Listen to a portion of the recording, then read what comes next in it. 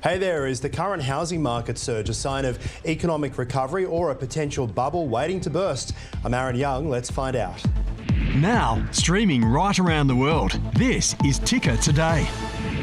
Hello and welcome. Great to have you with us this Monday. Also this hour, the US Congress averts a partial government shutdown just hours before the deadline.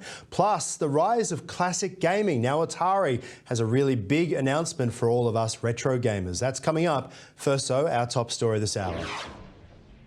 The housing market has witnessed a remarkable surge in home sales, driving property prices to unprecedented highs. Despite the ongoing economic challenges, the real estate sector appears to be thriving, leaving experts and homeowners both astonished and also hopeful. Now, over the past year, the real estate landscape's been anything but predictable. The surge in demand, as you see from this chart from the three major cities in Australia, has been met with a limited supply of available homes. Builders have struggled to keep pace with the soaring demand, making the situation even worse. For more, let's bring in Mark Wild of MW Wealth Management. Mark, great to see you this Monday. Of course, great weekend in footy too. Talk to us about the factors that are driving the surge in home sales and prices.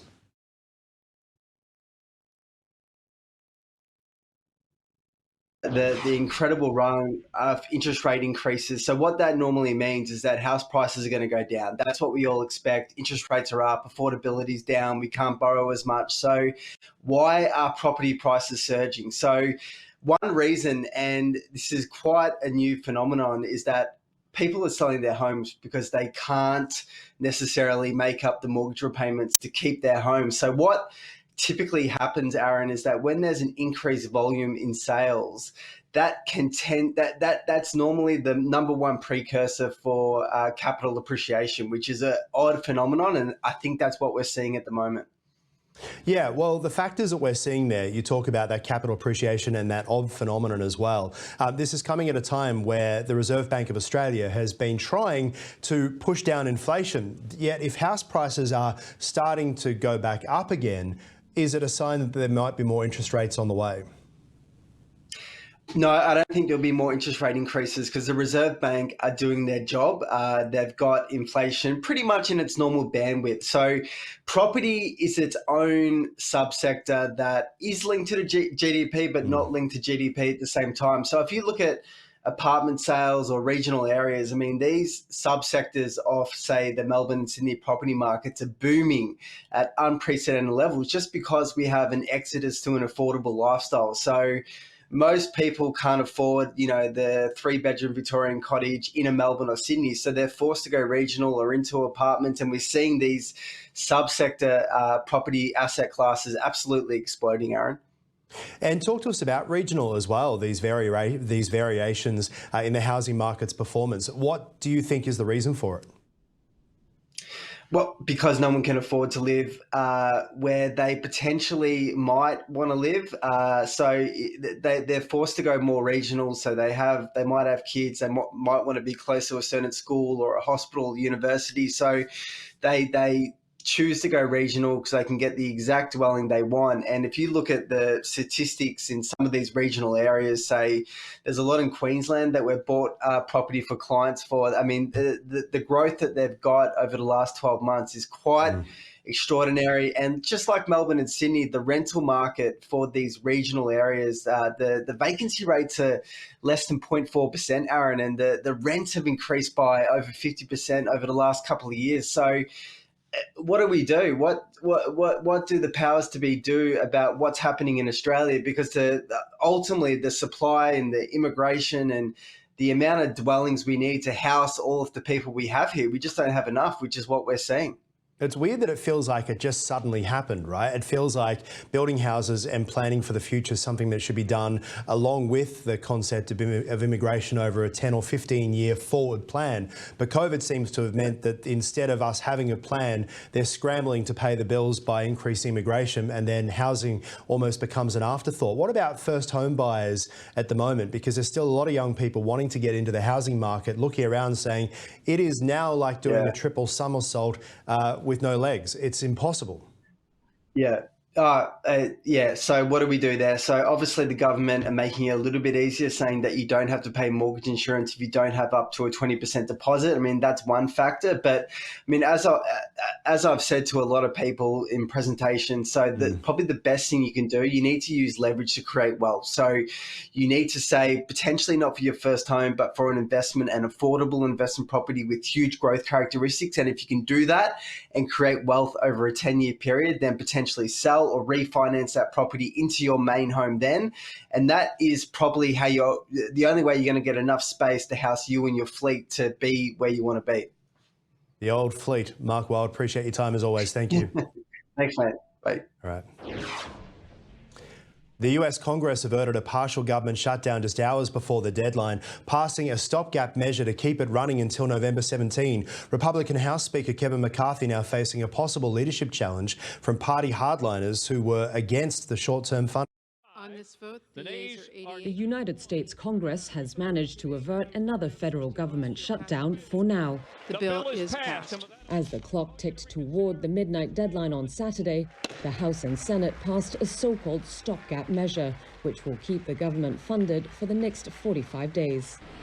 The critical moment came when House Speaker Kevin McCarthy denied the demands of his party's hardliners, who wanted to pass a bill in the chamber with only Republican votes. Instead, a bipartisan bill passed with 209 Democrats and 126 Republicans in support. At least one GOP hardliner had said his group could consider removing McCarthy from his role as the House Republican leader over his actions. You know what, if somebody wants to remove because I want to be the adult in the room, go ahead and try. But I think this country is too important. However, McCarthy did cave to pressure from House conservatives to drop funding for Ukraine. Democrats agreed to avoid a shutdown first. The top House Democrat, Minority Leader Hakeem Jeffries, called the bill's passage a win. The American people have won. The extreme MAGA Republicans have lost. He urged Congress to bring back discussions on aid for Ukraine soon. Members of the Senate echoed the sentiment, including top Republican Senator Mitch McConnell. I'm confident the Senate will pass further urgent assistance to Ukraine. An entirely avoidable government shutdown would not just pause our progress on these important priorities, it would actually set them back. As the bill was sent to the U.S. president to sign into law, Joe Biden also stressed the need to continue supporting Ukraine. But in a statement, he also called its passage good news, saying it was, quote, preventing an unnecessary crisis that would have inflicted needless pain on millions of hardworking Americans. Lawmakers now have the next 45 days to come up with a long-term solution or risk a shutdown again. We hear a lot of bad news about the environment, but this week's episode of The Great Transformation has some good news for once. Joining me is Professor Tim Harcourt from UTS, the host of The Great Transformation. Great to see you. Big weekend of football, of course, Tim. And this week you've been interviewing Professor Alan Finkel, the former Chief Scientist of Australia, about the clean energy transition. Talk to us about the show. Yeah, look, Alan Finkel's interview is almost as exciting as the grand finals on the weekend, Aaron, but not quite. What was good is that Professor Alan Finkel is, of course, the chief scientist for Australia, and he's been looking at the climate transition for decades now, and I think he came to it from quite a sceptical place some time ago when he took up his brief. But in the interview, in The Great Transformation, he's actually feels he's seen a lot of progress and things going a lot better than he had when he first took up the post as chief scientist. So that's sort of good news for sort of realistic observations of the transition. Yeah, I'm keen to get your thoughts. You travel around the world a lot, obviously, as the airport economist, and we often hear from politicians saying that Australia is a bit of a dirty word when it comes to being involved in a lot of these global warming meetings and climate change meetings, where Australia is seen as not necessarily an advanced economy, but an economy based on exporting raw minerals that add to climate change. What are your thoughts on that, and what was Alan Finkel's thoughts on that too? Yeah, I always felt this was a disconnect, Aaron, because whenever I've been to China and India and Indonesia, I meet Aussie environmental architects and engineers and mining companies doing fantastic things in sustainability. So I always thought the actual thing that Australian exporters were doing and what was being reported in Paris or at these various meetings was quite different. And I think Alan Finkel believes to some extent that's true as well, because he is now sort of engaged in the enterprise side of climate innovation, not just the science. And he's now again seeing, Australians at the forefront of innovation in terms of sustainability. So I think that was quite a revealing part of the interview. I thought some of the learnings of the enterprises and the exporters and what they're doing. And when it comes to actually making the transition quicker or slower, you mentioned about how he thought that we are actually making a lot of progress as well.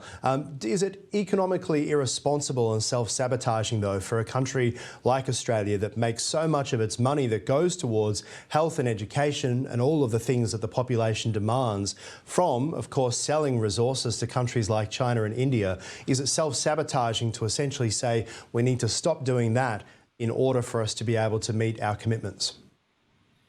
Well, I think it's better to tackle climate change as a rich country than a poor country, Aaron. So I think if Australia did some, kamikaze banning of all its fossil fuels, then we'd have no income to make the transition. So I think what Alan Finkel was saying is that there is a transition going on, but we should do it in a position of considerable wealth as an OECD country. We should make sure that we get the energy mix right, and we also should basically understand that a lot of the companies that traditionally have been in rocks and crops and been in traditional sources of energy, they're also the ones leading the charge. I mean, if you look at Guy Debelle's, my interview with Guy Debelle with Fortescue Future Industries, of course, Twiggy Forrest made his fortune on iron ore, but he's now leading the charge in green hydrogen and some of those types of new energy sources. So I think keeping the mix right is the way to go, Aaron. All right, Tim Harcourt, of course, you can keep up with the great transformation. Love having the program here on Ticker, 7:30 Tuesday night here on Ticker. Great to see you, Tim. Talk soon. Thanks, Aaron. Good on you. All right. Now, here's a blast from the past. Atari 2600 Plus is the iconic gaming console from the past. It's making a triumphant return to the gaming scene, and it's set its sights on the future through retro gaming. The resurrection of the Atari comes as a response to the growing demand for retro gaming experiences and classic games as well. The newly revamped Atari 2600 Plus will not only feature a sleek, modern design, but also provide compatibility with modern displays and controllers as well. That is a program for now. Thanks so much for joining us this Monday here on Ticker Today. I'm Aaron Young. Plenty more to come after the break, and of course later on as well, Mike Loder will be with you with the very latest from Ticker Now. I'll see you soon. You're watching Ticker. We'll have more in just a few minutes.